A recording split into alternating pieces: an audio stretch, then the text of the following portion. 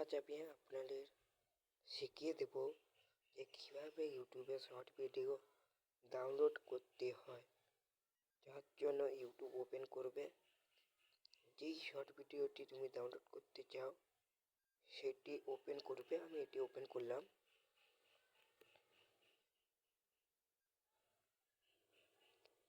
এরপরে এই ভিডিওটিকে 3 বার লাইক করবে। 2 3 লাইক করে দিলাম। ব্যাকে চলে আসবো।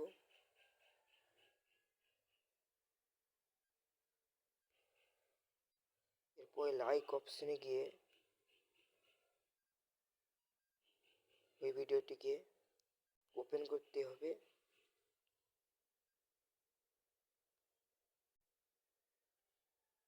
আপনি দেখতে পাচ্ছেন ডাউনলোড অপশন, এটা আমি ক্লিক করে দেব।